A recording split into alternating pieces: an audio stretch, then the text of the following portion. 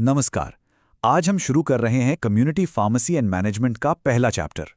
इस चैप्टर में हम तीन मुख्य चीजों पर फोकस करेंगे।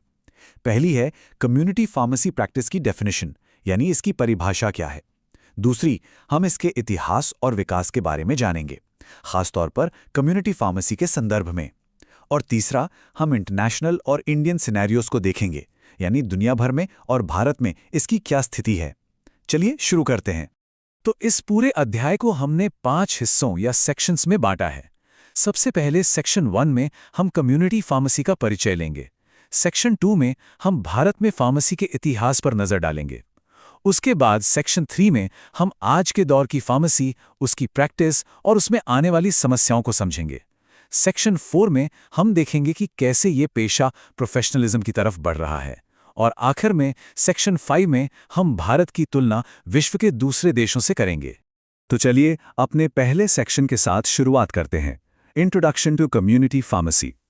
यहाँ हम इसके मूल सिद्धांत और इसकी प्रैक्टिस को परिभाषित करेंगे। मतलब आखिर ये है क्या और काम कैसे करता है। अच्छा, तो कम्युनिटी फार्मेसी की परिभाषा क्या है? देखिए, इसे रिटेल फार्मेसी या ड्रग आउटलेट भी कहा जाता है। आम बोलचाल में लोग इसे मेडिकल स्टोर कहते हैं। ये एक ऐसी जगह है जहां दवाइयों को स्टोर किया जाता है, डिस्पेंस यानी पेशेंट को दिया जाता है और बेचा जाता है। पर इसमें एक बहुत ही महत्वपूर्ण शर्त है। कानून के मुताबिक ये सारा काम एक रजिस्टर्ड फार्मासिस्ट की सीधी निगरानी में होना चाहिए। इसका मतलब है कि वहां एक क्वालिफाइड प्रोफेशनल का मौजूद होना अनिवार्य है। ये सिर्फ एक साधारण दुकान नहीं है, बल्कि एक हेल्थ केयर सेटअप का हिस्सा है। अब जब हमने समझ लिया है कि कम्युनिटी फार्मेसी क्या है, तो आगे बढ़ते हैं अपने दूसरे सेक्शन की तरफ, the history of pharmacy in India. इसमें हम देखेंगे कि कैसे फार्मेसी एक व्यापार से बदलकर एक संगठित पेशे में तब्दील हुआ। ये सफर काफी दिलचस्प है। ब्रिटिश शासन के दौरान फार्मेसी को एक व्यापार माना जाता था। फार्मासिस्ट को अक्सर ड्रग ट्रेडर या दवा बेचने वाला कहा जाता था। लेकिन इस दौर में कुछ बहुत ही महत्वपूर्ण नींव के पत्थर रखे गए। जैसे 1811 में कलकत्ता में पहली केमिस्ट की दुकान खुली। फिर 1842 में गोवा में मेडिसिन और फार्मेसी का एक कंबाइंड कोर्स शुरू किया गया। इसके बाद 1860 में मद्रास मेडिकल स्कूल में फार्मेसी की शिक्षा शुरू हुई। और एक बहुत बड़ा कदम था 1868 में, जब पहली इंडियन फार्माकोपिया पब्लिश हुई। ये एक ऐसी किताब है जिसमें दवाइयों के स्टैंडर्ड्स लिखे होते हैं, जिससे क्वालिटी कंट्रोल में मदद मिलती है। आज़ादी से पहले फार्मेसी के प्रोफेशन पर कोई खास नियम या रेगुलेशन नहीं थे। लेकिन 1923 में एक महत्वपूर्ण संगठन द फार्मास्यूटिकल एसोसिएशन की शुरुआत हुई। फिर 1939 में एक official Indian journal of pharmacy शुरू किया गया, जिससे नॉलेज शेयर करने का एक प्लेटफॉर्म मिला। 1945 में फार्मेसी की शिक्षा का मानकीकरण या स्टैंडर्डाइजेशन किया गया, ताकि पूरे देश में पढ़ाई का स्तर एक जैसा हो। और आज़ादी के ठीक बाद 1948 में आईपीसीए यानी इंडियन फार्मास्यूटिकल कांग्रेस एसोसिएशन ने अपनी पहली कॉन्फ्रेंस आयोजित की। ये सभी कदम इस पेशे को एक मजबूत पहचान देने के लिए उठाए गए थे। अब अगर हम शिक्षा के क्षेत्र में हुए विकास की बात करें, तो 1932 में बनारस हिंदू यूनिवर्सिटी यानी बीएचयू ने 3 साल का बैचलर्स कोर्स शुरू किया। ये एक बहुत बड़ा कदम था। और हाल ही में 2008 में फार्म डी, जो कि 6 साल का प्रोग्राम है, इंट्रोड्यूस किया गया। आज के नियम क्या कहते हैं? देखिए, फार्मेसी प्रैक्टिस के लिए कम से कम क्वालिफिकेशन डी फार्मा यानी डिप्लोमा इन फार्मेसी है। दूसरी जरूरी बात, फार्मासिस्ट की मौजूदगी अनिवार्य है। और तीसरी, अभी तक लाइसेंस पाने के लिए कोई प्री रजिस्ट्रेशन एग्जाम नहीं होता है। क्वालिफिकेशन पूरी होने पर आप रजिस्ट्रेशन के लिए अप्लाई कर सकते हैं। इतिहास को पीछे छोड़कर अब आते हैं हमारे तीसरे सेक्शन पर, modern pharmacy, practice and problems. यहां हम समझेंगे कि आज के समय में फार्मेसी कैसे काम करती है और इससे भी जरूरी, इसके सामने क्या-क्या चुनौतियां हैं। एक कम्युनिटी फार्मेसी की प्रैक्टिस को विकसित करने के लिए 4 मुख्य चीजें जरूरी हैं। पहला, गुड फार्मेसी प्रैक्टिस कंप्लायंस, यानी जो अच्छे स्टैंडर्ड्स बनाए गए हैं उनका पालन करना। दूसरा, स्किल डेवलपमेंट, यानी समय समय पर अपनी ज्ञान और कौशल को बढ़ाते रहना। तीसरा, अवेलेबिलिटी ऑफ एसेंशियल्स, इसका मतलब है कि जरूरी दवाइयां हमेशा उपलब्ध होनी चाहिए। और चौथा, क्वालिटी फार्मास्यूटिकल केयर, यानी सिर्फ दवा बेचना नहीं, बल्कि पेशेंट को बेहतर देखभाल प्रदान करना। इसे आप GSAQ से याद रख सकते हैं। लेकिन इस राह में कई समस्याएं भी हैं। चलिए उन पर बात करते हैं। पहली समस्या है फाइनेंशियल, यानी पैसे से जुड़ी। प्रॉफिट मार्जिन बहुत कम है, लगभग 12 से 20%। दूसरी बहुत बड़ी समस्या है लोकेशन का असंतुलन।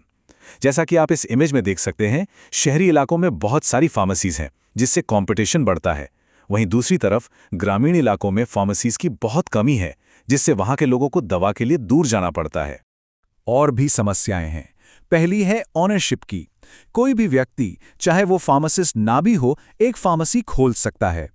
दूसरी समस्या है फीस से जुड़ी। फार्मासिस्ट को दवा डिस्पेंस करने के लिए कोई प्रोफेशनल फी नहीं मिलती। तीसरा, मार्केट और लॉ से जुड़ी समस्याएं हैं।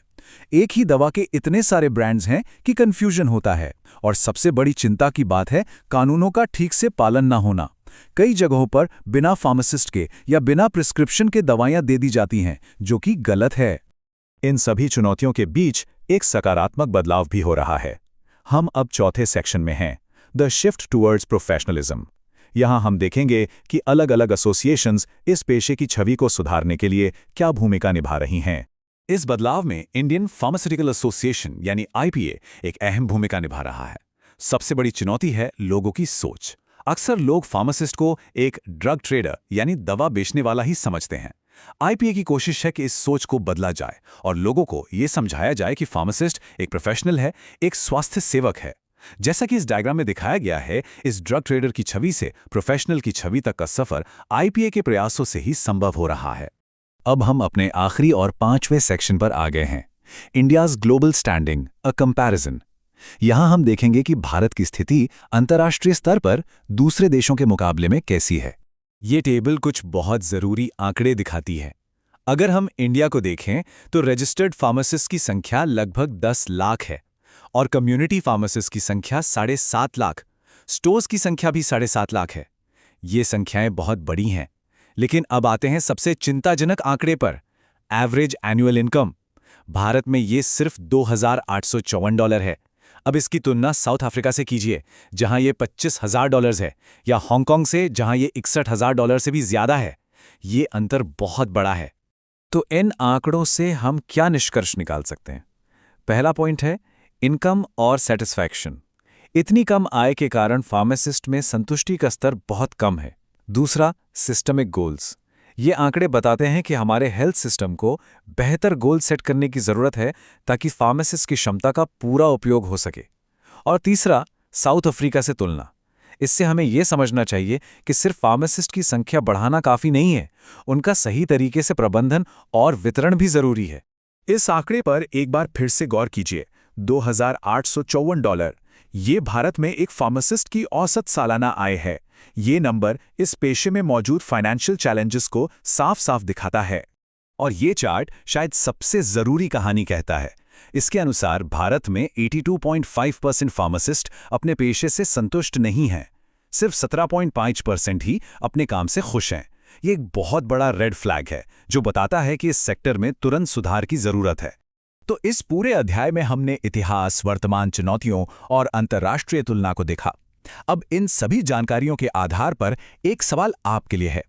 आपके हिसाब से वो कौन सा एक सबसे जरूरी कदम है जिसे उठाने से भारत में फार्मेसी पेशे को बेहतर बनाया जा सकता है? इस पर जरूर विचार कीजिएगा।